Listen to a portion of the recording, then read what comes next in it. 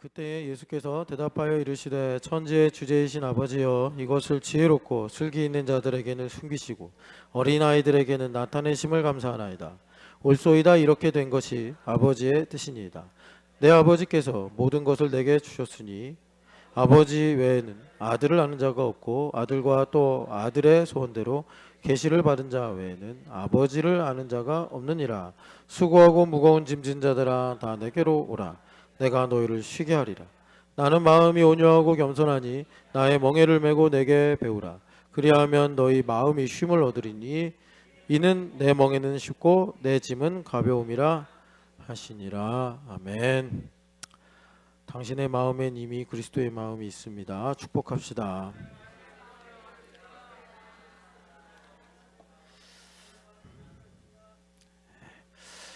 여러분, 이렇게 주보를 보시면 곳곳에 참 교회에 관한 여러 이야기들이 있는데 이면 보면 예배 순서가 있잖아요. 예배 순서를 보면은 이제 담당자들이 있죠.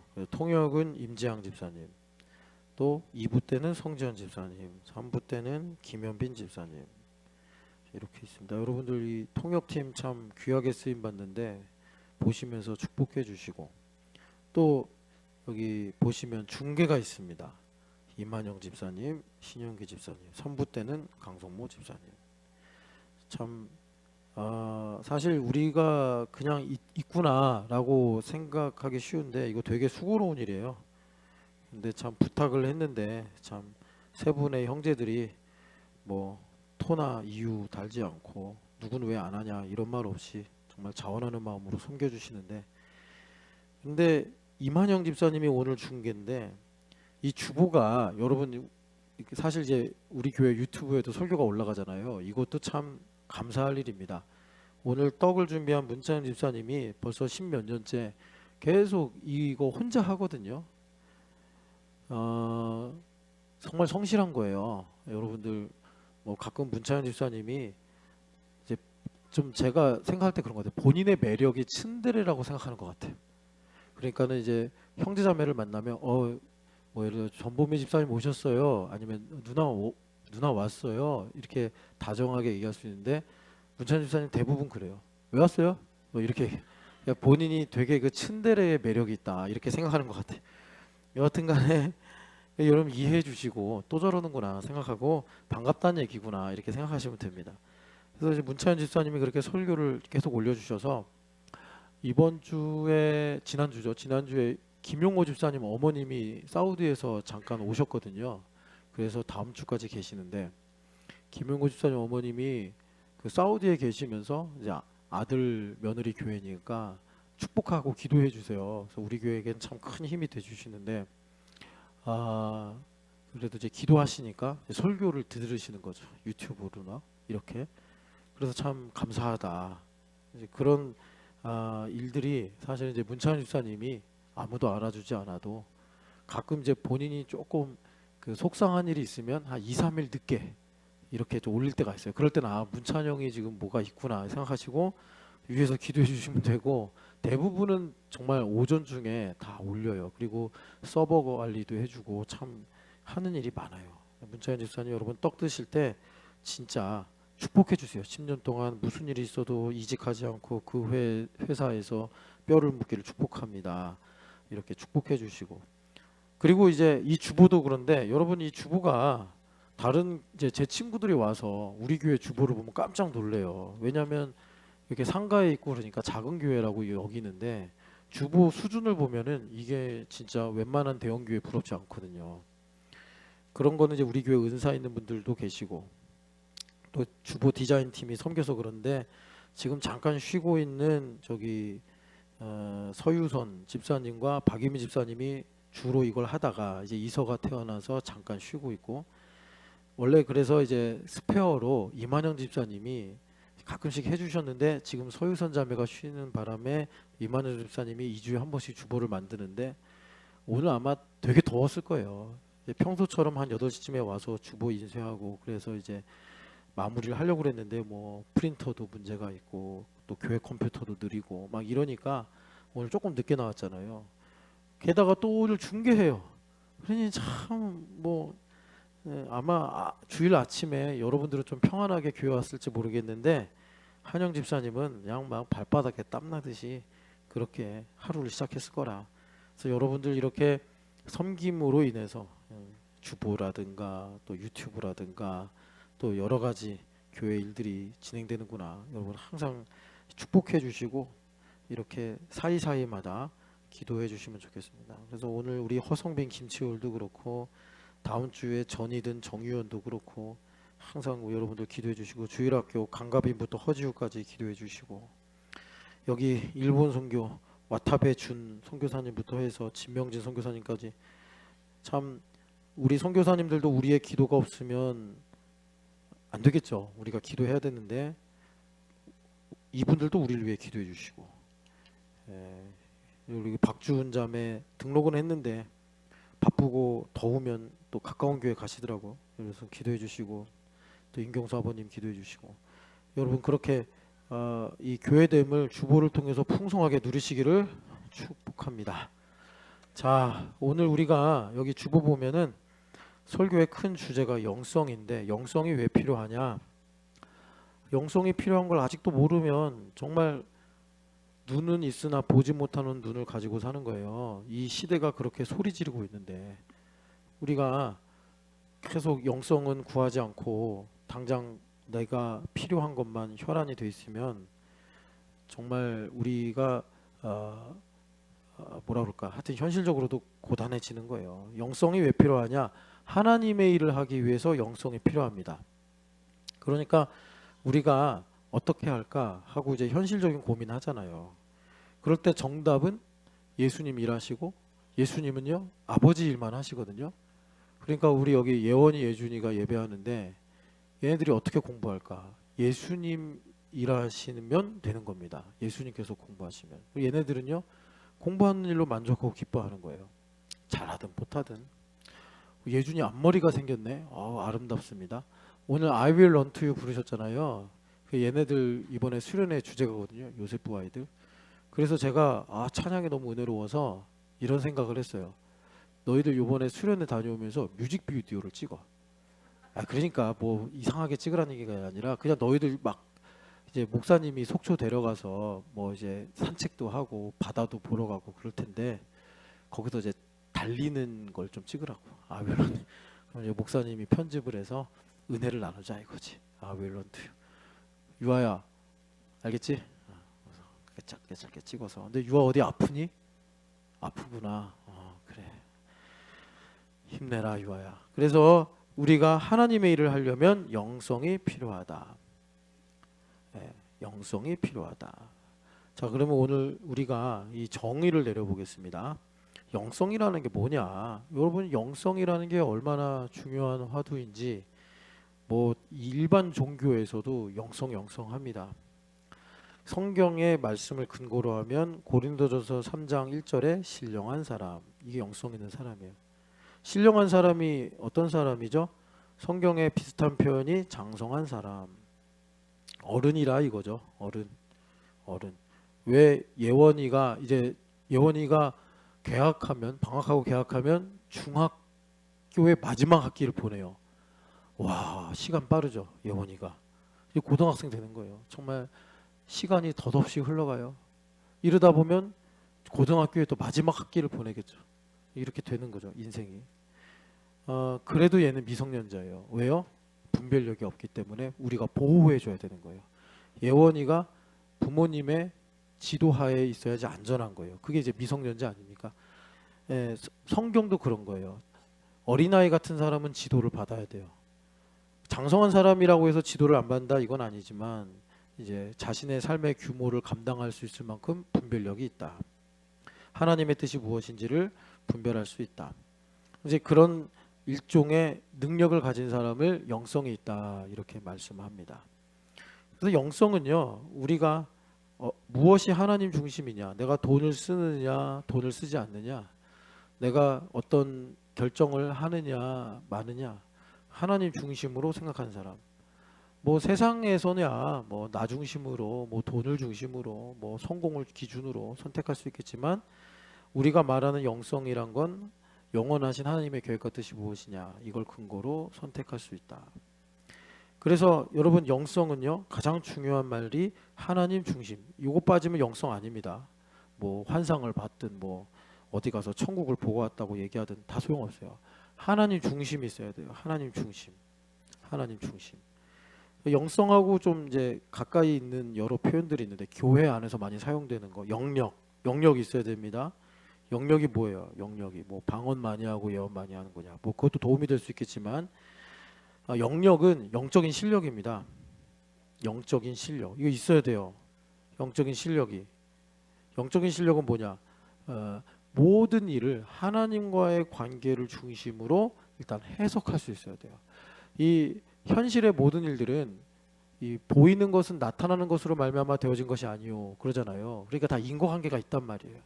그런데 그 인과관계로만 보는 것이 아니라 그 이면의 영적인 배경, 그 영적인 배경을 우리가 뭐라고 그러냐면 나와 하나님과의 관계. 오늘 그래서 주보를 보면은 일부러 제가 잘난 척하려고 그런 게 아니라 강조하려고 그 존 칼빈 선생님이 기독교 강요라는 전무후무한 기독교 고전을 쓰셨는데 라틴어로 썼거든요. 중세 시대이기 때문에. 그래서 라틴어도 한번 써보고 그 밑에 해석한 한글로도 써보고 했습니다. 그러니까 참된 지혜란 뭐냐? 그거는 하나님과 나를 아는 것이다. 그러니까 나와 하나님과의 관계를 가지고 본다 이거죠. 그럴 수 있는 능력이 영적인 실력이다라는 것입니다. 그래서 하나님과 나와의 관계로 보면요, 하나님의 뜻이 무엇인지를 알게 되죠. 하나님의 뜻은 이런 거구나. 두 번째는 그래서 하나님의 일을 행할 수 있는 능력을 가지게 되죠. 이걸 우리가 자원하는 마음이다. 이거예요. 자원하는 마음이다. 여러분 정말 우리가 잘 살고 싶잖아요. 우리 아이들도 잘 가르치고 싶고 얘네들도 공부 열심히 하고 싶고 건강하게 살고 싶고 행복하게 살고 싶고 그러려면은 당연히 우리 안창호 선생님이 무실력행이라고 하셨는데 힘이 있어야 된단 말이에요. 힘이 있어야 돼. 영력. 하나님 중심의 능력이 우리 안에 있어야 됩니다. 그래서 예수님 뭐라고 하셨어요? 이런 능력은 기도 외에는 나갈 수가 없다라고 말씀하셨어요. 자, 그리고 또 기독교에서 많이 쓰이는 거 영안. 눈이죠, 눈. 영안은 뭐겠어요? 예수님도 이 영안에 대한 관심이 많으셔서 본다고 하는 자는 보지 못하게 될 것이요 보지 못한다고 하는 자는 보게 되리라. 예수님은 영안을 주시려고 오신 거예요. 영안을 주시려고. 영안이 뭡니까? 영안은요 현상 이면에 있는 뭐죠? 영적 배경을 보는 거예요. 영적 배경. 뭐 우리가 참 많이 묵상하고 선포하는 말씀이죠. 영적 배경을 보는 거예요. 그러니까 영적 배경은 뭐 점쟁이들처럼 점치고 이러는 것이 아니라 사실 하나님의 계획과 뜻이죠. 하나님의 계획. 그래서 여러분 여기서 중요한 거예요. 이거 꼭 기억하세요. 현상, 그렇다고 형상을 우리가 무시하자 이거 아닙니다. 현상 무시하면 안 돼요. 현상은 잘 분석해야 돼요. 영적인 배경은요 잘 분별해야 돼요. 잘 분별해야 돼요. 그러니까 영적 배경이 있는데 어떤 이제 내 마음의 심적인 내용이죠. 쉽게 말하면 메타피직스, 이상학적 내용입니다. 뭐 우리 철학적으로 말하면. 그런데 이게 내 욕망인가 하나님의 뜻인가 분별할 수 있어야 돼요. 네. 그런데 이거를 이제 제일 문제가 뭐냐면 여러분 그 가끔씩 영화 보면 절대적인 그 위기의 순간에 주인공이 이제 뭐 시한폭탄을 해체하는 상황이에요. 그때 거기에 파란 라인이 있고 빨간 라인이 있어요. 이걸 어디에 연결해야 되지? 뭐 이런 순간 나오잖아요. 그런데 이제 007이나 이런 사람들은 직관적으로 파란 거야 하고 뭐 끊든지 연결하든지 했더니 바로 3초 전에 띡 하고 멈춰서 지구를 구하잖아요. 그런 것처럼 우리에게도 이게 되게 중요합니다. 그런데 많은 미숙한 기독교인들이 이거를 되게 좋아해서 흉내를 내요. 귀납적으로, 이건 귀납적으로 되는 문제가 아니에요. 이거는 연역적으로 되는 문제예요. 근데 귀납적으로 이걸 접근한다는 게 뭐냐면 여러 가지 이제 보고 들은 경험들을 이렇게 모으는 거예요. 그래서 그걸 흉내를 내요. 예. 이러면 진짜 여러분 나가리입니다, 나가리. 정말. 그래서 정말 그렇게 하시면 안 돼요. 이거는 그 나가리라는 게 뭐냐면 이런 거예요. 자기 생각 갖고 하나님 뜻이래요. 아, 이러면은 답이 없어요. 자기가 하나님 뜻을 향한다는데 목사가 와서 말한들, 캐톨릭에 있는 교황이 와서 말한들, 이건 정말 안 돼, 안 돼. 그래서 여러분 무슨 말이냐면 이거 조심해야 되는데, 얘를 일로 인도하고 얘를 분별을 이쪽으로 가고, 그래서 자기가 지금 짬뽕을 선택했는데 분석을 하지 않고 분별을 해서 짬뽕을 먹는 게 하나님 뜻이야, 이래 버리면 이거는 진짜 노답이라는 거예요. 그리고 영적인 배경은 분별해야 되는데 분석으로 접근을 해요. 분석으로 접근하면 무슨 일이 생기냐면 이게 내 욕망인가 하나님의 뜻인가를 우리가 구분 못해요. 그러니까 분석은 여러분 아시겠지만 이성으로 하는 거잖아요. 그래서 영적인 세계는 이성으로 하는 게 아니라 아까 위에서 말한 영성이에요. 성령 하나님의 지도를 받는 건데, 영적인 배경에 가서는 이성으로 분석을 하려고 그래. 그러면 어쩔 수 없이 우리가 내가 좋아하는 걸 하나님 뜻이라고 말해요. 내가 좋아하는 걸. 그러니까 분별 못하죠. 그리고 현상은 분석을 해야 되는데 이성을 갖고 하나님 주신 선물이잖아, 이성도. 근데 여기서는 또 이제 분별을 하려고 그래. 그래서 이게 하나님 뜻이라고 그래. 아, 그래가지고 제가 정말 힘들어요. 이건 뭐 어떻게 해요? 자기가 그렇게 해버리는데. 이 영안, 이거 되게 중요합니다. 그래서 예수님께서 영안에 대해서 남기신 가장 훌륭한 조언이 뭐예요? 보지 못한다는 걸 인정해라. 보지 못한다는 걸 인정하면, 보지 못한다는 걸 인정하면 내가 보게 해줄게. 예수님 이렇게 말씀하셨잖아요. 자기가 본다고 그러면요, 못 봐. 나는 못 봅니다 해야지 주님께서 보게 해주신다고, 주님께서 그렇게 우리에게 요한복음 9장에 말씀하시는 거예요. 여러분 영안이 열려서 정말 시세를 읽고 하나님의 뜻을 구하며 살아가시기를 축복합니다. 그래서 제가 지난 한 주간 돌아보면서 많은 일이 있었지만, 그 지난 주간에 그 미국 독립기념일 250주년 있었잖아요.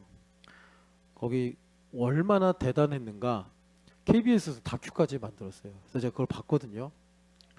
그래가지고 보니까 이제 여기 제가 소개하는 것처럼 Make America Godly Again, 이렇게 기독교인들이 딱 문구를 만들고, 그 미국 하원 의장이 있잖아요. 제가 그 사람 이름은 모르겠는데, 와, 그 사람이 그 밤에 있었던 250주년 기념 행사 전에 기독교인들이 모여서 250 데디케이티드라는 집회를 했어요. 그래서 찬양하고 예배하고 백악관 앞에서. 근데 그 미국 하원 의장이 와서 대표 기도를 하더라고요. 옛날에 이명박 시장이 서울시장일 경우에, 이명박 대통령이 서울시장이었을 때 공개적인 자리가 아니라 교회에서 기도하면서 하나님께 데디케이트 하겠다 했다가 난리가 났어요. 사과하고 막. 근데 미국은 하원 의장이, 우리나라로 말하면 국회의장 같은 사람이잖아요. 그 사람이 하나님께 데디케이트 하겠습니다, 미국을, 막 이렇게 해도 아무도 이제 법적으로 문제가 없는 거예요. 그런 게 자유예요. 여러분 정말 우리 시대에 다시 한번 말씀드리지만 우린 기독교인이잖아요. 우리는 보이지 않는 것을 리얼리티라고 믿고 사는 사람들이란 말이에요. 주식이 아닙니다. 반도체가 아닙니다. 우리나라의 가장 중요한 화두는 자유의 정의입니다.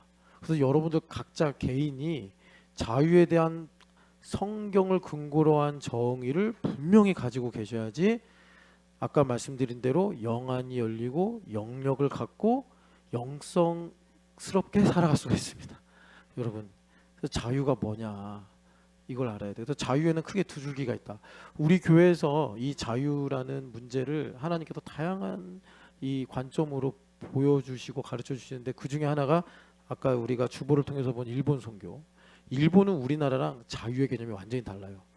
여러분도 아시겠지만 일본은요, 자유를 위해서 피를 흘려본 적이 없는 나라예요. 그래서 자유가 뭔지 몰라요. 그런데 우리나라는요, 우리 국민들 지도자들도 자유를 위해서 피를 많이 흘렸고, 더 나아가서 6.25 전쟁 때 전 세계 젊은이들이 와서 참전국의 수로는 2차 세계대전보다 많은 나라가 참전했어요. 아마도 그 기록은 6.25 전쟁이 지금도 가지고 있을 거예요. 그러니까 하나님의 섭리죠. 여러분, 우리나라가 그 당시 뭐가 그렇게 대단했습니까? 그런데 이 중국에 잠깐 붙어 있는 것 같은 이 한반도에 전 세계 젊은이들이 자유 때문에 와서 뭐 필리핀에서 터키에서 뭐 아프리카에서 막 참전을 해가지고 피 흘렸단 말이에요. 미국에서만 20대 젊은이들 6만 명. 그리고 여러분 그 하워드 딘이라고 그 미국의 24 사단장 이분도 참 되게 주목해야 돼요. 이분이 3년간 포로로 잡혀 있었거든요. 북한에. 우리나라 그거 다 잊어버렸잖아요. 이분이 군인의 명예를 지키겠다고 타협하지 않고 뭐 북한에 선전하지 않고 그렇게 3년간 미국의 자유를 위해서 싸우셨거든요. 우리가 그런 은혜를 입어서 지금 게 자유를 누리고 사는데 자유가 뭔지 모르면 안 된단 말이에요. 자유를 잘 알아야 됩니다. 그러니까 여러분들 개인적으로 뭐 집을 사느냐 마느냐, 이사를 해야 마느냐, 뭐 우리 아이들을 어떻게 가르치느냐 마느냐, 뭐 직장을 어떻게 사느냐 마느냐. 우리는 기독교인이니까 하나님의 구원의 은혜를 믿고 살잖아요. 자유가 무엇인지 알아야 된다. 그래서 여러분 그 갈라디아서 5장 1절 말씀 우리가 새벽에 한 며칠에 거쳐서 말씀을 들었는데 이거 꼭 기억해야 됩니다. 그리스도께서 우리를 자유롭게 하시려고 자유를 주셨으니 이거 모르면 진짜 우리나라 중국의 하수구가 될 수도 있습니다. 네. 아니 여러분 솔직히 제가 이거 좀 개인적으로 속상해서 하는 말인데 왜 중국을 비판하면 안 돼요? 대한민국에서. 나는 그건 좀 이해가 안 돼요. 나는 그건 정말 이해가 안 돼. 우리 미국도 비판할 수 있잖아요. 왜 중국은 비판하면 안 돼? 그러니까 자유가 무엇인지를 우리가 알아야 된다. 그래서 여러분 그 영성, 영력, 영안. 근데 요 세 가지와 더불어서 사실 좀 제가 요즘에 조금 스트레스 받은 건데 하나님의 음성 듣는 거. 우리 교회 하나님 음성 듣는 거 되게 강조하거든요. 그래서 달라스 윌라드 목사님의 하나님의 음성 책도 강조하고. 그런데 여러분 그 로마서 8장에 성령 하나님께서 이제 우리에게 감동 감화, 장로교는 감동 감화라고 합니다. 감동 감화를 주시는 것이 하나님의 음성을 듣는 건데, 그런데 중요한 거는 우리는 컴퓨터나 로봇가 아니란 말이에요. 우리는 자유의지를 가진 인격이에요. 그러니까 원수 마귀 새끼는 거짓말을 해서 우리를 미혹을 해요. 내가 약할 때, 그러니까 여러분 이런 거 있지 않습니까? 내가 듣기 좋은 말로 미혹을 한다고. 내가 좀 슬퍼, 그러면 슬플 때 내가 막 뭐 의욕이 넘쳐. 그럼 그런 걸 이용해서 우리를 미혹한단 말이에요. 그러니까 영적인 세계는 분별력이 있어야 되는데 성령 하나님은 절대로 그런 것을 이용을 안 하세요. 내 정황을 그러니까 정황을 따라 이해하기 쉽게 말씀을 하셔도 나의 어떤 조건을 가지고 절대 말씀 안 하시고 성령 하나님의 인격의 중요한 특징이 친절, 젠틀하시다는 거거든요. 젠틀하시다. 그러니까 정말 공정하게 말씀하세요. 공정하게. 그래서 여러분 이런 거 있잖아요. 어떤 사람이 집을 사고 싶어하면 사기꾼이 와서 좋은 매물이 있다 해가지고 그 사람 통해서 뭔가 내가 득을 취할 게 없나, 그런 게 원수마귀가 하는 짓이고, 성령 하나님은 매우 친절하셔서 지금은 객관적으로 볼 때 집을 살 때가 아니에요. 그러면 아니면 집을 살 수 있는 좋은 조건이 있어도 그 사람 마음이 막 요동하고 있어. 그래서 제대로 분석을 못 할 것 같아. 그러면 성령 하나님은 노코멘트 하십니다. 일단 왜? 그럴 때 자칫해서 그 사람의 마음이 기울어지게 하면 안 되니까. 그런 게 성령 하나님의 친절하심. 이게 보혜사라는 우리가 성경에서 보는 말 중에 포함되어 있는 뜻이에요. 젠틀하시다. 그래서 성령 하나님의 음성은 기다려야 돼요. 잠잠히 기다려야 돼요. 내가 막 엉덩이가 뜨겁고 막 방방방방 막 들썩들썩 할 때는 성령 하나님 말씀 안 하세요.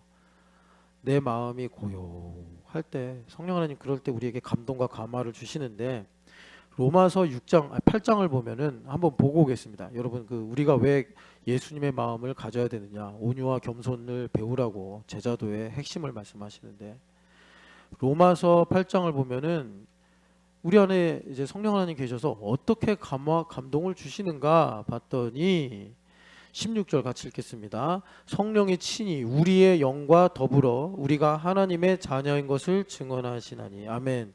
성령 하나님께서 다이렉트로 말씀하시는 게 아니라 우리의 영과 더불어, 우리의 영과 더불어. 그러니까 여러분 뭐 몇 번 이제 말씀을 드리긴 했는데 하나님께서 사람을 지으셨잖아요. 사람을 지으셨는데 사람의 인격이 있는데 이 세 가지 기능이 있다. 육과 혼과 영이다. 이건 뭐 여러분 뭐 여러 차례 말씀을 드렸는데 뭐 처음 듣는 것 같은 느낌을 가지신 분도 계실 거고, 육은 인스트루먼트다. 로마서에 의하면 인스트루먼트다. 그래서 이거는 다루기 나름인 거예요. 그래서 바울사도 뭐라고 그러세요? 쳐서 복종시킨다. 기도할 때인데 이놈이 기도를 안 하려고 그래. 몸이 덥다고 쳐서 복종시키는 거예요. 예. 혼은요, 이건 밭이다. 우리 주님 많이 비유하셨죠. 그 기경을 해야 돼요. 생산성이 여기서 달려 있는 거예요. 영은요, 하나님과의 관계예요. 그래서 내가 하나님을 크게 믿고 하나님을 깊이 이해하고 그런 것들이 다 영에서 결정되는 거예요. 영에서. 그래서 우리가 이제 하나님의 형상이 회복된다 한다면 영이 강력해져서 나의 혼을 거룩하게 각성시키고, 그러니까 좋은 밭으로 일군다는 거죠. 혼이 깨어서. 그래서 육을 인스트루먼트, 이 육을 어떻게 쳐서 복종시키는 거예요. 예, 그러면 우리 인생이 행복해지는 거예요. 신명기 10장의 말씀처럼 너의 오늘의 행복을 위하여 내가 명하는 것이 아니냐. 그래서 성령 하나님께서 우리의 영과 더불어 증언하신다. 그래서 우리가 영이 충만해야 돼요. 그런데 하나님의 음성하고 이제 나 말할 때 여러분 이게 내면의 일이다 보니까 이 필하고 사람들이 많이 헷갈려해요. 성령 하나님의 음성은 필이 아니에요. 필보다는 좀 더 지성에 가깝고 지성보다는 좀 더, 그러니까 아까 말씀드린 영성이 바로 이 하나님의 음성을 결정해요. 근데 이제 이런 내면의 깊은 내용들은 사실 이제 설교로 다 우리가 커버하기는 힘든데, 그래서 여러분 결론적으로 제가 뭘 말씀드리려고 그러냐면 하나님 음성 들으면 좋죠. 좋은데 이거 하려면 자, 하나님 중심이 우리 여러분 뼈 있죠, 뼈가 강해야 된단 말이에요. 이것이 강골이라고 그러잖아요. 이 뼈대가 강골이 돼야 돼. 1번 일단. 뼈가 없으면 오징어처럼 물렁물렁거리잖아요.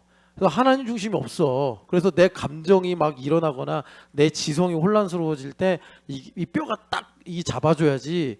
그렇죠? 우리가 행동도 하고 뭐 힘도 발휘할 수 있잖아요. 근데 뼈가 막 이게 오징어처럼 물렁물렁하면은 감정에 휩쓸리고 마귀의 간계에 속아서 지성이 호도되고 이런 일들이 생기는 거예요. 그래서 하나님 중심이 강골이 돼야 돼.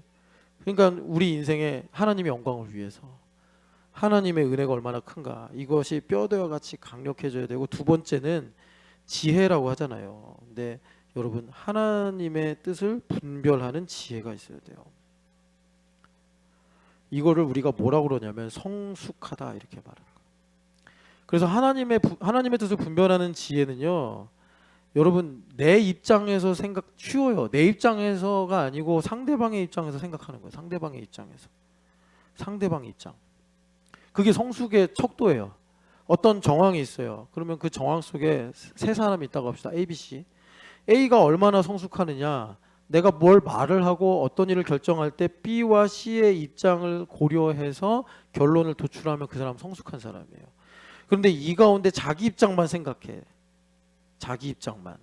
이런 사람은 미숙한 거예요. 그러면 B와 C가 A 눈치를 보면서 A가 원하는 걸 해줘야 돼. 그래서 우리 여기 예원이, 예준이가 있는데 유아도 있고, 얘네들 이제 중학생이기 때문에 부모님들이 이제는 너가 최고야, 너가 제일 예뻐 이렇게 하면 안 돼요. 이제 너의 동생의 입장을 생각해야 되고, 부모님의 입장을 생각해야 되고, 학교 가면 선생님과 친구들의 입장을 생각하게 해야 돼요. 계속 얘네들 주연 집사님이 예쁘다고 우리 예준이 우리 예원이 이러면은 얘네들이 계절을 놓쳐요. 그러면 얘네들은 어른이 돼서도 내가 최고야. 다 내 맘대로 해야 돼. 너희들 다 나를 위해 존재하는 거 아니야? 뭐 이런 식으로 돼버리는 거예요. 제가 어제 이제 주말 캠프를 쉬어서 이제 이 유하 예원이 예준이랑 아침을 먹었어요. 그래서 이제 인생 살아오는 얘기를 하는데 예준이 예원이가 불만이 있는 거예요. 뭐가 불만이 있느냐? 엄마는 예성이만 사랑한다는 거예요. 그래서 예성이가 내가 들어보니까 버리장머리가 엄청 없더라고. 예성이 지금 이제 수족구 때문에 집에서 혼자 예배하는데 너 영상으로 예배하는 거 있으면 듣고 회개해야 돼. 보니까 제가 알긴 알아요. 주연 집사님이 예성이를 좀 편애해. 예. 이거는 두 명의 증인이 한 말이니까 이거는 분명한 공의로운 증언일 겁니다. 예. 너무 예성이를 편애해. 그러니까 예성이가요, 뭐 완전히 뭐라 그럴까? 하여튼 이 집안의 세자예요, 세자. 그래가지고 아주 그냥 예원이 예준이. 근데 예원이는 좀 이제 약간 그 기운이 세거든요. 그러니까 예원이한테 꼼짝 못하고 좀 순둥이가 예준인데 이 순둥이 같은 예준이한테 그냥 그래서 예성이 앞날이 걱정된다. 그래서 여러분 하나님 중심을 가지려면 일단 1번 하나님의 말씀이 견고하게 잘 세워져서 하나님 중심이란 뼈대가 강골이 되어야 되고, 두 번째는 우리의 마음이 성숙이 돼서 이제 어느 정도 시간이 지나면 이제 타인을 이해하고 용납하면서 생각할 수 있는 분별력이 있어야 된다. 자, 그래서 여러분 오늘 여기 아까 마태복음 보면은 이제 세 가지 좀 정리했고, 자 이제 이거 영성을 위해서, 영성이 뭐겠어요? 예수님 여기 말씀하신 제자도요 배우라고 하셨으니까 28절에 예수님의 마음 온유와 겸손, 29절에 이 영성이에요. 근데 이거를 우리가 그냥 온유 겸손 뭐 좋잖아요. 우리 교회 온유도 있고. 근데 그냥 그런 평범한 의미의 뜻이 아니겠죠. 이거 우리가 정말 사모해야 되는데, 일단은 25절에 보면은 여기 그때에라는 말씀 나오죠. 그때 우리가 잘 묵상해야 돼요. 언제예요? 그러니까 20절부터 24절이 그때예요. 근데 20절부터 24절의 말씀 보면은 뭐가 그때냐? 예수님 갈릴리에서 사역하셨잖아요. 여러분 우리가 그냥 성경에 텍스트로 있으니까 갈릴리에서 사역하셨구나 이렇게 생각하기 쉬운데, 제가 이제 여러분 계속 그 성경을 좀 낯설게 하기 이런 말 많이 하죠. 내가 이런 표현은 처음 쓰는데, 그러니까 우리가 예수님은 당연히 고난 당하셔야지 이런 느낌이 있다니까요. 그 어릴 적에야 예원이가 배가 고프면 엄마가 당연히 밥 줘야지. 어릴 적엔 그게 맞죠. 시온이가 배고파, 누가 밥 줘야겠어요? 전보미 집사님 밥 줘야죠. 그런데 얘가 이제 예원이 나이가 돼요. 그러면 이게 당연한 게 아니구나를 알아야 돼. 그래서 예원이가 생일이 됐어. 그러면 예원이가 이제는 뭘 해야 돼요? 엄마 고마워요 하고 생일날 엄마에게 미역국을 해줄 그런 이 소양이 있어야 된다고. 그런데 뭐 예원이가 이렇게 이제 고등학교를 앞두고 있는데 엄마 이번 생일에 나 뭐 해줄 거야 뭐 이런 식으로만 얘기하면 귀여워 보일지 모르지만 참 걱정스러운 거죠. 그러니까 이 예수님께서 갈릴리에서 사역하신 것은 우리가 볼 땐 뭐 성경에 있으니까 의심할 바 없지만 사실은 그래서 유대인들이 너무 힘들었던 거예요. 믿기가. 왜? 여러분들이 성경을 쭉 읽어보면 열왕기 하나 역대 하를 보면은 이 갈릴리 땅은 버려진 땅이거든요. 여러분이 뭐 지금 제가 이스라엘 역사를, 성경에 있는 역사를 다 설명할 수는 없는데 왜 그런지는 북이스라엘이 100년 일찍 망하면서 아수르가 그 중앙 집권 정책을 편 결과로 이루어진 일이구나. 여러분 좀 아실 거예요. 그래서 사마리아도 유대인인데 사마리아인들을 유대인들이 상종하지 않은 이유가 그러니까 문화가 섞였다. 이것 때문에. 그런데 사마리아보다 더 북쪽에 있단 말이에요. 그래서 여러분 그 이사야서 9장을 보세요. 이사야서 9장을 보면은 참 우리는 이 말씀이 복된 말씀이지만 유대인들한테는 참 어려웠어요. 1절 2절 같이 읽겠습니다. 전에 고통받던 자들에게는 흑암이 없으리로다. 옛적에는 여호와께서 스불론 땅과 납달리 땅이 멸시를 당하게 하셨더니 후에는 해변길과 요단 저쪽 이방인의 갈릴리를 영화롭게 하셨느니라. 흑암에 행하던 백성이 큰 빛을 보고 사망의 그늘진 땅에 거주하던 자에게 빛이 비치도다. 아멘. 예수님께서 갈릴리 가버나움으로 이사를 하시고 거기서 본격적으로 복음 증거 사역을 하실 때 이 일은 선지자가 이른바 이 말씀을 성취하십니다라고 복음서 기자가 말씀하죠. 거기서 인용되는 말씀이 1, 2절 말씀이에요. 그러니까 아수르가 이제 북이스라엘을 멸망시킨 다음에 북이스라엘 사람들은 자기네 도시로 그리고 여러 이방 족속들을 데려와서 이주를 시켜서 그러니까 정체성을 없애버린 거예요. 유대인이라는 정체성을, 이스라엘 사람이라는 그런 정책을 편 거예요. 그래서 멸시를 당하게 하셨다. 그 갈릴리 땅은 사망의 그늘진 땅이다. 아니 그런데 예수님께서 그러면 거룩한 땅에서 하나님의 영광의 빛이 있는 예루살렘 근방에서 복음 증거 사역을 하셔야 되는데 출신도 나사렛이라고 그러고 그러니까 어둠의 저 구석탱이에서 나타나셔서 그 가버나움, 고라신, 벳세다에서 사역을 하시니 유대인들은 예수님의 설교를 듣고 은혜를 받다가도 그 생각을 하면 믿어야 되나? 막 이런 생각을 하는 거예요. 그러니까 이런 것이 이제 우리에게 어떤 거냐면 교회를 잘 다니다가 여러분 교회는 그 영광으로 빛을 비추시는 곳이라고 고린도 후서에서 말씀하잖아요. 그러니까 빛을 비추시면 예를 들어서 전보미 사님의 마음속에 몰랐던 어둠이니까 모를 수밖에 없죠. 몰랐던 어둠이 올라온다고. 그럴 때 전보미 집사님이 그렇게 교회 생활 열심히 하고 싶고 그렇게 교회가 즐겁다가도 교회를 계속 다녀야 되나 이런 생각을 할 수 있다고요. 그게 복음서에 유대인들이 예수님께서 갈릴리 사역을 하시고 나사렛 출신이라고 그러고 하찮은 목수 집안의 아들이라는 정보를 들을 때 저 사람을 내가 믿어야 되나 요 순간하고 똑같은 거예요. 그래서 그럼에도 불구하고 예수님께서 여기 고라신, 벳세다, 가버나움에서 열심히 복음을 전하셨어요. 왜 그러신 거냐면 여러분 이거 잘 기억하셔야 돼요. 이거 철야 때 한번 좀 설명을 했는데 다시 한번 말씀드리면 하나님께서 우리에게 복음을 전하시는데 우리가 동의를 하지 않으면 아무 소용이 없죠.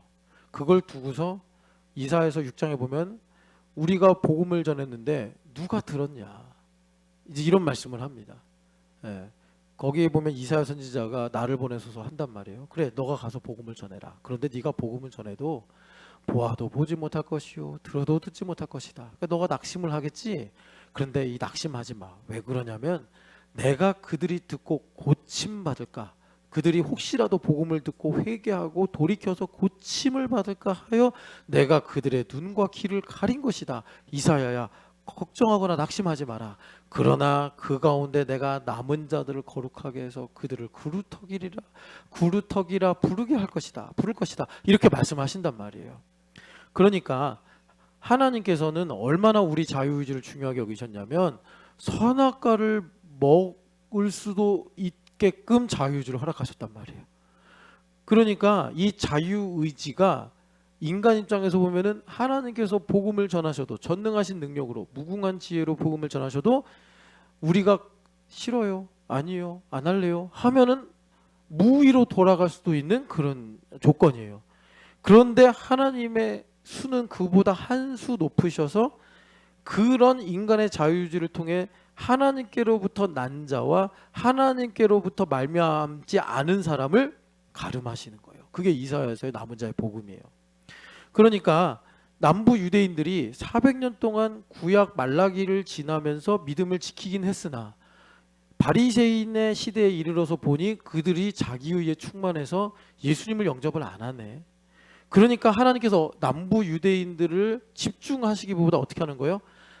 여러분 그 이스라엘의 역사를 보시면 페르시아에서 이제 그 고레스 왕에 의해서 이주를 하잖아요. 그래서 수천 명이 와가지고 이제 예루살렘 중심으로 공동체를 이루면서 사는데 그 뒤로 한 450년 지나가면서 여러분들도 이제 세계사 시간에 배우셔서 알겠지만 뭐 헬라가 일어나죠. 그 전에 이제 페르시아 있죠. 헬라도 또 4개 나라로 나눠지죠. 그래가지고 지들끼리 싸우다가 나중에 저쪽 이베리아 반도에서 로마인들이 일어나가지고 예수님 시대 보면은 이제 시저가 죽고 아우구스투스 황제가 이제 그 공화정을 끝내고 황제 중심으로 로마를 재편할 때 즈음이란 말이에요. 그러니까 우리나라도 35년 12개월 동안 얼마나 고통당했어요. 일제에 의해서. 참 우리나라 아름다운 문화들 다 좀 이게 단절되고, 그죠? 그래도 감사하게 이거는 그 예수님을 안 믿는 학자들도 인정하더라고요. 한글이 보존된 거는 사실 기독교가 우리나라에 들어온 그 뭐 말하자면 이제 덕이다, 은혜다 이렇게 말하더라고요. 그래서 여하튼간에 우리나라도 그렇게 고통을 당했지만 400년을요. 참 고통스러웠죠. 그런데 참 유대인들이 끈질긴 게 그래도 언어를 지키고 성경을 지키고 신앙을 지켰단 말이에요. 그런데 여러분 이걸 통해서 우리 인생을 읽어야 됩니다. 그런데 그걸 자기 힘으로 하니까 나중에 예수님을 영접할 수가 없는 거예요. 그런데 그 과정 중에 남부에서 살다가 너무 힘들어. 여러분들이 나중에 이제 진짜 언제가 될지 모르겠어요. 5년 될지 10년 될지 모르겠는데, 자 여러분 이제 드디어 우리 팔레스타인 여행 갑시다. 그냥 가서 보시면 예루살렘에서 한 2박 3일 보내고 이제 버스를 타고 한 5-6시간 달리면 요단강이 나와요. 3-4시간이 가든 그 요단강 가서 보면 에게 홍제천보다 작네 그러실 거예요. 홍제천보다 작네. 그렇다고 막 건너가시면 안 돼요. 거기 가서 이제 막 세례하는 그 여러 나라의 기독교인들이 있는데 건너가면 요르단 군인들이 총을 씁니다. 그러니까 여러분들이 여기 뭐 만만하네 하고 한번 건너갔다 올까? 그럼 국경을 넘어가는 거예요. 그럼 요르단 군인들이 실탄 장전하고 이렇게 보고 있거든요. 위험하니까 그러시면 안 되고 그냥 거기서 그냥 진흙으로 좀 이렇게 하시고 그 다음에 그리고서 거기서 버스를 타고 쫙 갈릴리로 가는데 진짜 멀어요. 먼데 거기서 이제 졸지 않고 버스 타고 쭉 바깥을 보면은 계속 유대 광야를 지나다가 갑자기 초록초록해져요. 우리나라처럼 나무도 많고 풀도 많고 거기가 세겜을 지나면서 그렇게 갑자기 바뀌어요. 이 땅이 야 진짜 북부가 좋구나. 그래서 갈릴리를 가면은 너무 아름다워요. 그러나 우리 눈에 아름다운 거지 2000년 전에 유대인들이 볼 땐 거긴 사망의 땅이에요. 네. 그러니까 유대인들 남부 유대인들의 이 프라이드가 얼마나 강했겠어요. 우리는 그런 거에 타협하지 않고 우리 할아버지의 할아버지 때부터 페르시아에서 이주를 해가지고 이 유대 땅을 지켜왔으니 얼마나 프라이드가 강했어요. 그런데 여러분 예수님이 고향이 원래 그 호적상으로 보면은 베들레헴이니까 남부잖아요. 그러니까 예수님의 그 족보를 보면은 스룹바벨이 총독이었을 때, 그 다윗 왕의 라인에 있잖아요. 그 사람이 초대 총독이었다고. 그 이스라엘 땅에 유대 공동체에.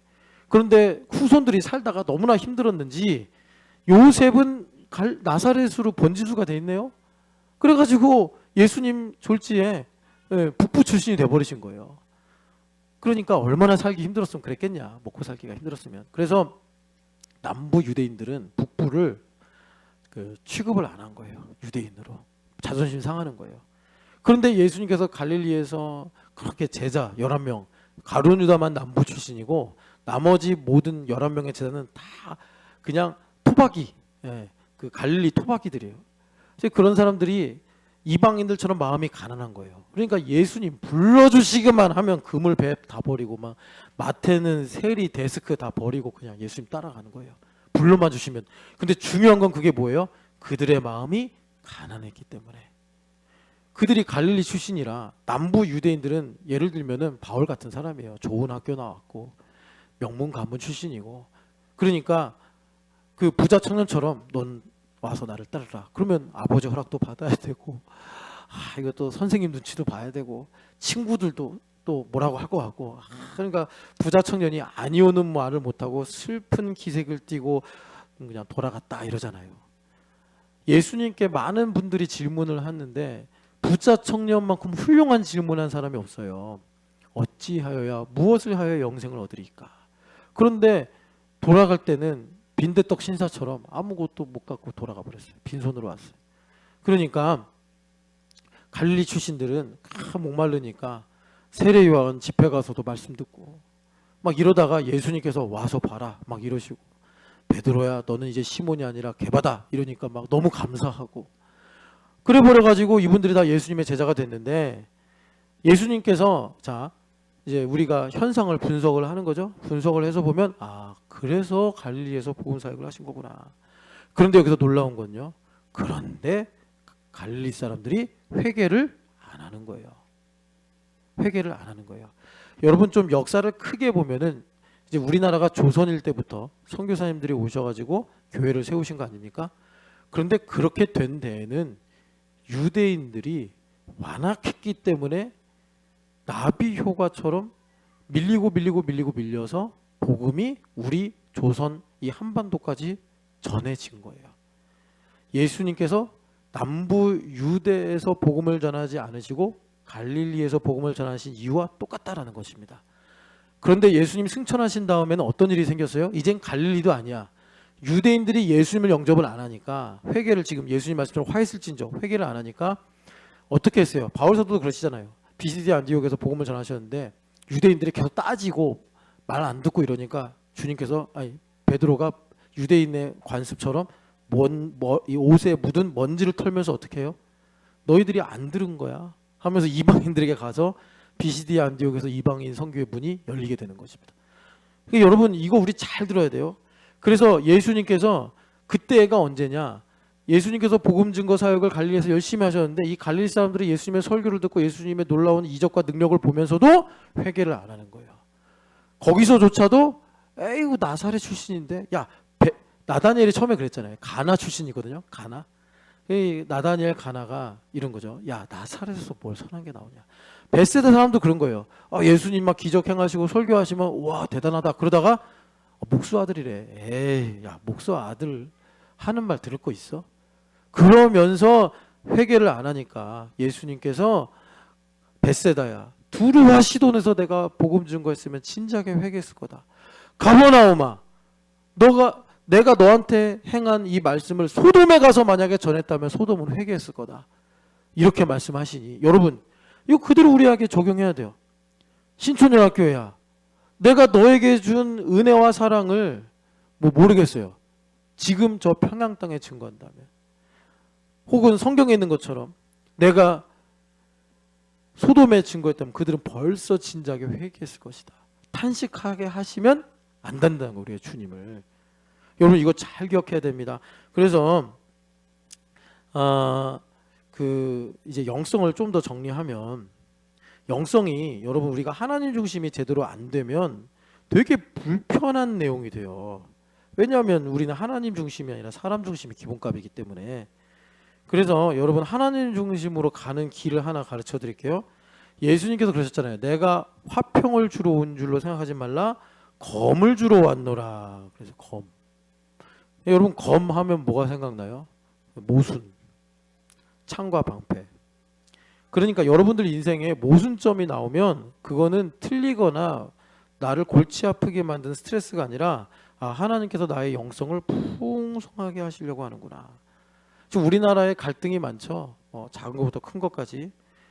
여러분 우리가 하나님 중심이면 이 공기가, 시대가 외치는 소리를 들어야 돼요. 뭘 요청하는 거죠? 영성 있는 사람. 그래서 여러분들 인생에 작게는 부부끼리도 갈등할 수 있고 또 교우끼리도 시비 문제가 생길 수 있는데, 이 모든 것을 하나님 중심, 영 안이 열린 사람은 무슨 소리로 듣느냐? 영성을 외치고 있구나. 피조물이 신음한다 하신 것처럼 지금 21세기가 기독교인들을 향해서 영성을 가져야 된다고, 영성을 보여달라고 외치고 있구나. 여러분 그 소리를 들으셔야 돼요. 그 소리를 못 들으면 여기 나오는 가버나움 사람들처럼 정말 잘난 척하면서 망하는 거예요. 내가 옳다고 생각하는 걸 주장하면서 이런 거죠. 야, 미가서도 안 읽어봤어? 메시아는 베들레헴에서 나온다고 그러잖아. 그런데 예수 저 사람은 나사렛 출신이래잖아. 그렇게 잘난 척하면서 음부로 가는 거예요. 여러분 꿈에도 몰랐겠죠. 아우구스투스 황제가 야 이거 세금 많이 걷어야겠는데 로마를 재건하려면, 자 호적조사 다시 해가지고 그 권세가 얼마나 대단했는지 저 이스라엘 변방에 있는 촌뜨기 요셉마저도 만삭의 아내를 끌고 여보 어떻게 해야겠어요, 호적을 가서 해야 돼요, 신고해야 돼요. 베들레헴까지 내려가는 바람에 예수님께서 사실 베들레헴에서 태어났는데 근데 그거를 모르는 거죠. 왜? 예수님은 잠깐 이집트로 내려가셨다가 바로 그 나사렛으로 직행하셨으니까 아는 척하다가 인생 망하는 거죠. 그러니까 우리가 이 시대가 지금 뭐 이게 맞냐, 뭐 저게 맞냐, 뭐 누구 말이 맞냐 할 때 여러분 하나님께서 우리에게 영성을 요구하시는구나. 여러분 꼭 기억하시기를 축복합니다. 그래서 우리가 어떻게 해야 돼요? 베세다 가버나움의 길로 가면 안 되는 거예요. 로마서 11장을 보세요. 로마서 11장을 보면 여러분 이걸 일단 우리가 인정하는 게 참 복돼요. 11장 19절에서 22절 말씀입니다. 11장 19절에서 21절. 자, 19절 먼저 읽어봅시다. 그러면 내 말이 가지들이 꺾인 것은 나로 접붙임을 받게 하려 함이라 아니니. 아멘. 그러니까 여기 뭐예요? 너가 이제 내가 전하는 복음을 잘 이해하면 유대인들이 꺾인 것은 로마인 너희들 이방인들이 구원받게 하려 합니다. 이해했지? 이렇게 이제 바울 사도가 말씀하시는 거예요. 자, 내가 지금 이방인의 사도가 된 연유를 너희들에게 전하면서 복음의 신비, 은사를 전해주려고 그러는 건데, 자, 이제 이해했지? 이 유대인들이 꺾인 것 말이야. 하나님께서 물론 유대인들이 완고한 것도 있지만 그보다 또 높으신 하나님의 계획을 보면은 이방인인 너희를 구원하시게 하기 위해 하나님께서 그들을 잠깐 완고하게 하신 거야. 하면서 20절 읽어보겠습니다. 옳도다 그들은 믿지 아니함으로 꺾이고 너는 믿음으로 섰느니라. 높은 마음을 품지 말고 도리어 두려워하라. 아멘. 자, 오늘 설교 제목이 인지상정인데 20절의 논리는요, 인지상정만 있으면 그대로 이해가 되는 거예요. 그러니까 우리가 봐봐요. 그들은 믿지 아니함으로 꺾이고, 그래서 사실 구원의 울타리 밖에 있던 우리가 구원을 받게 된 거예요. 그러면 인지상정에 의하면 유대인들 무시해야겠어요? 아니죠. 겸손하고 두려워해야 되죠. 왜? 우리는 원래 울타리 밖에 있었는데 원래 선택받은 이스라엘 백성들 유대인들이 완고한 마음을 갖게 되므로 우리한테도 기회가 온 거예요. 그러니까 우리는 더 겸손해야 돼요. 왜? 더 큰 은혜를 받았기 때문에. 이게 이해가 안 되면 사실 여러분 뭐가 문제예요? 인지상정이 안 되는 거예요. 이거 지금 되게 심오한 무슨 뭐 신학적 논리나 비밀을 갖고 말하는 게 아니라, 전보미 집사님하고 나하고 똑같이 3일 굶었어요. 전보미 집사님 배고프면 나도 배고픈 거예요. 이거는 뭐 내가 설득할 필요가 없어. 그런데 전보미 집사님이 탐욕에 사로잡히면 나만 먹을 거야 그러겠죠. 그런데 전보미 집사님이 인지상정만 있으면 목사님도 배가 고프시겠구나. 그럼 빵을 쪼개서 목사님 콩 반쪽이라도 같이 먹어요. 이렇게 된단 말이에요. 이게 인지상정이란 말이에요. 그런데 이게 없으면 엄태우를 제거해야 내가 이 빵을 다 차지하겠구나 이렇게 간다고. 그러면 그 다음부터 할 말이 없는 거예요. 그런 근거를 갖고 너희가 높은 마음을 품지 말고 도리어 두려워하는 마음을 가져야 된다라고 바울 사도가 말씀하시면서 21절 같이 읽겠습니다. 하나님이 원가지들도 아끼지 아니하셨은즉 너도 아끼지 아니하리라. 그렇구나. 그럼 우리 협박하는 거예요? 아니죠. 우리가 받은 은혜가 얼마나 큰가. 이걸 우리로 주님께서 알게 하시는 거예요. 아니 하나님께서 이스라엘 백성들을 사랑하지 않으셔서 이렇게 하겠어? 그런데 그들이 하나님의 영광을 위해서라면, 그러니까 영광을 위해서라는 건 이방인들을 구원하는 거죠. 흩어진 하나님의 자녀들을 구원하기 위해서는 하나님은 원가지들도 아끼지 않으시는 엄준함이 있으시다. 그래서 22절 읽어보겠습니다. 그러므로 하나님의 인자하심과 준엄하심을 보라. 넘어지는 자들에게는 준엄하심이 있으리니 너희가 만일 하나님의 인자하심에 머물러 있으면 그 인자가 너희에게 있으리라. 그렇지 않으면 너도 찍히는 바 되리라. 아멘. 무슨 말이에요? 여러분, 하나님을 아는 지식이 뭐라고 했어요? 제사보다 하나님의 인자하심을 아는 거라고 했잖아요. 그러니까 무슨 말이에요? 우리가 그러면 유대인들 비방하고 아이고 저 녀석들 잘난 척하더니만 꼴 좋다 이렇게 되는 게 인지상정이에요? 아니죠. 이방인이 우리를 구원하신 하나님, 저들도 구원하여 주옵소서라고 기도하는 게 인지상정 아니냐. 바울 사도가 말씀하시는 거예요. 그러면 우리에게 주시는 복은 뭐예요? 하나님의 인자하심과 준엄하심 가운데 우리에게 하나님 주시는 영성이 풍성해지는 거예요. 인자하심과 준엄하심은 모순이에요. 인자한데 어떻게 준엄할 수 있으며 준엄한데 어떻게 인자하실 수 있습니까? 그런데 우리가 성숙하면 김진춘 목사님이 우리 시온이를 회초리 쳐요. 그게 인자하심과 준엄하심이 같이 있는 거예요. 그럼 얘가 맞으면서 아버지 죄송합니다 이렇게 되는 거죠. 아버지 죄송합니다. 그러니까 그게 영성이라고요. 그런 내용들이 이제 구원과 연결되고 하나님의 뜻을 깨달으면 그게 영성이라고요. 그래서 우리가 유대인들에게 물론 2000년 전 일이긴 하지만 정말 그들이 450년 동안 핍박을 견뎌내고 그들이 연단받아서 우리에게도 이렇게 성경이 있고 우리에게도 그래서 예수님 메시아가 되시는구나 하고 우리가 믿는다면 인지상정으로 하나님 저 유대인들도 이제 회복되게 하시고 불쌍히 여겨 주시옵소서. 정치적 이슈에 휩쓸리지 말고 저도 가서 봤는데 그 팔레스틴 사람들 불쌍해요. 그들도 하나님의 자녀가 될 수 있고 유대인들도 하나님의 자녀가 될 수 있는 거죠.